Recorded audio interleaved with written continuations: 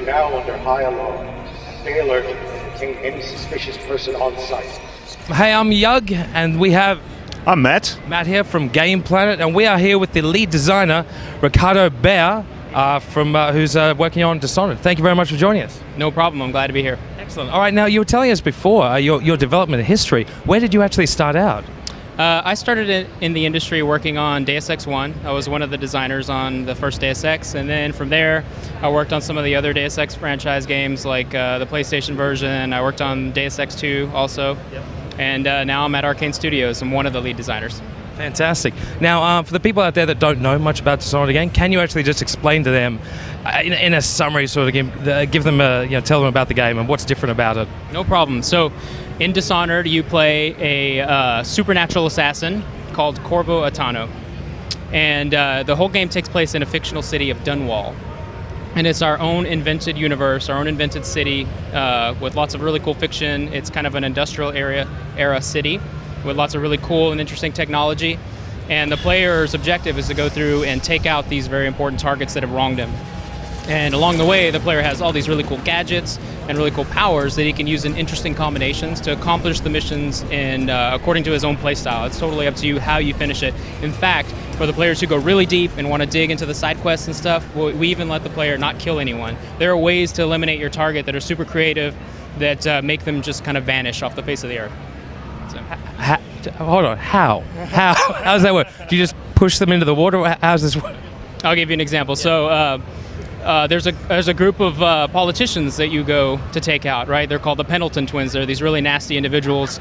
They have a slave mine, right? And so if you kind of dig into the background in the world of Dishonored, you can meet this gangster named Slackjaw. Yep. And if you do a favor for him, he'll do a favor for you. And instead of you having to go kill them, Slackjaw captures them and he puts them to work in their own mind. He shaves their head, gets rid of their identity, and they just disappear. Sort of like a poetic justice type thing. Every single target in the game that you have to take out, there is like a poetic justice way to get rid of them.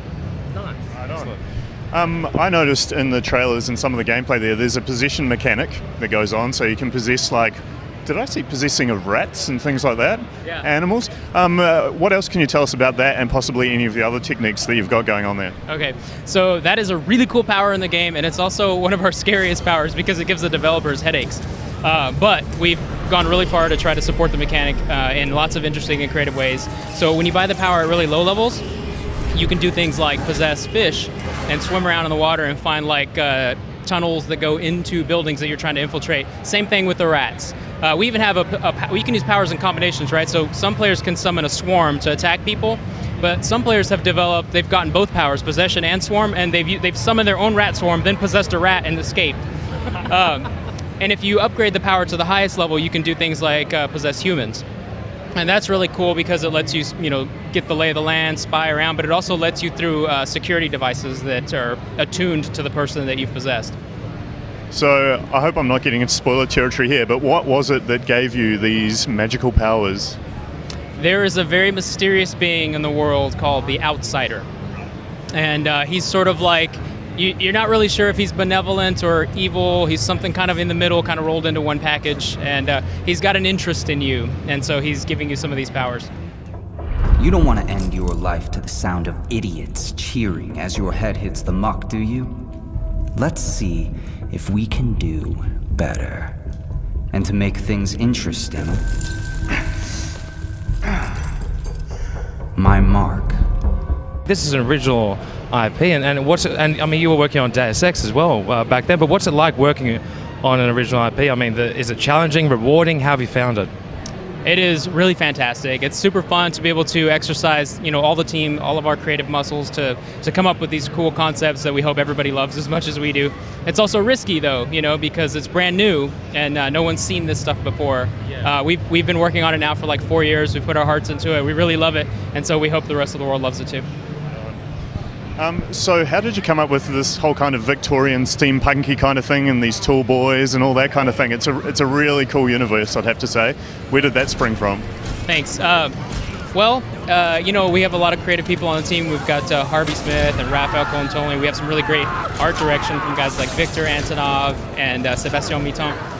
And like I said, we've been working on it for 4 years, and we just did a lot of historical research. First of all, we started like looking at London back in like 1600s, 1700s. We took a lot of inspiration for that. But then a grim place by all accounts. yeah, you know, you got the Great Fire and the plagues and stuff like that. So a lot of that is kind of in the game. Yep.